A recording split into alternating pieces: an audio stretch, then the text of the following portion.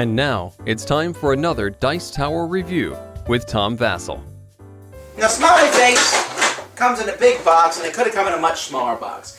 And it's based on the theme of the Smiley Face emoticons that people put on the internet, so that when you say, "You're a jerk," you can smile after you say it, and it doesn't seem so bad. I was just kidding you.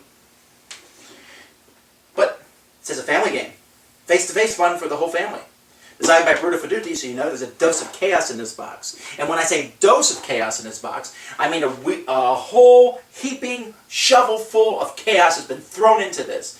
And not only is there chaos in this game, but it has some essence of cosmic encounter in it. And it's vicious and back and forth. And so it may be fun for the whole family, but be prepared for several people to be crying at the end of the game. Or laughing so hard at the this game is so back and forth. It's chaotic.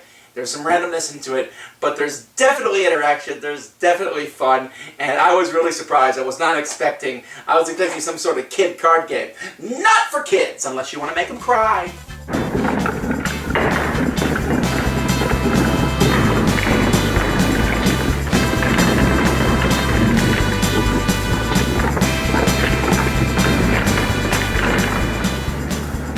Now you can have up to 8 players playing. And each player who plays gets a little smiley face token to show what color they are, along with a helper token. There is a bunch of round cards here that shows whoever wins each round is going to get that many points, and the points go up as the rounds go farther. And then there's a bunch of secondary tokens here. Whoever's the helper each round is going to get one of these tokens randomly, which can go from 2 to 1 to, I think one of these is 0. Oh man. So, we start the game up, and there are 4 suits in the game of cards. We got yellow, green, red, and blue. And these suits each refer to the yellow are happy, the red are angry, the blue are sad, the green are surprised cards. And as the game progresses, you'll see that there's smiley faces in the game that show match each of these suits. It even shows you here how to type it on the keyboard. So like I said, educational game. Now, at the beginning of each round, you're going to take one of these, and one of these will be the winning one, the best one, the one at the top, and the other ones will all be, 2 of them are not worth as much, and the bottom one is a suit that's not going to be used in this round. Players are dealt a handful of cards of different suits and different numbers, and the round begins. On your turn, these are the options you have. You may play a card in front of yourself. Now that card is going to be worth a certain amount of points. In this instance, nobody would play this green card because right now the green suit is worth 0 points. So instead, they'll play this red card. That red card is currently worth 2 points. Then the next player goes and he plays a yellow card. Now this card is going to be worth double. It's worth 4 points because the top suit here, yellow, is worth double.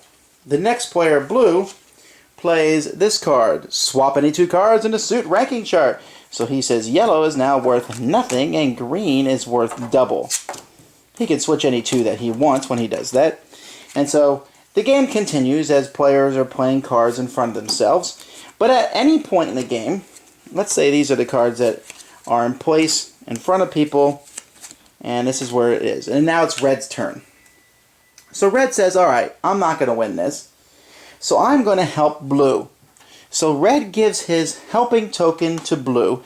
He must also give him a card. So he gives him a card. Now this helps blue out tremendously. Green says, well, I'm going to pass. I'm not going to help anybody. But usually you wouldn't say it. So he says, I'll help red. And he gives red a yellow card. Purple says, alright, well, blue passes. He's not going to help anybody. And purple passes, and that's the end of the round. And we look. And with the winner is definitely blue because we only count your cards in one color. So the highest red has is his yellows, which are 3. Oh, it's blue. I'm sorry. His blue is worth 4 here. The highest green has is nothing. The highest blue has is 3. 6 times 2 is 12. And purple has this. So blue is the winner.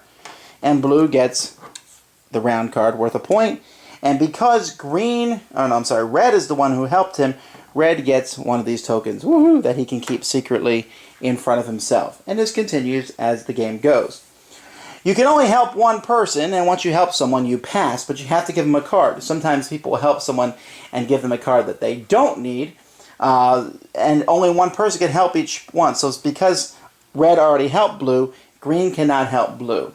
So there's like some going back and forth. You obviously have to have at least one card in front of yourself before you can help somebody else.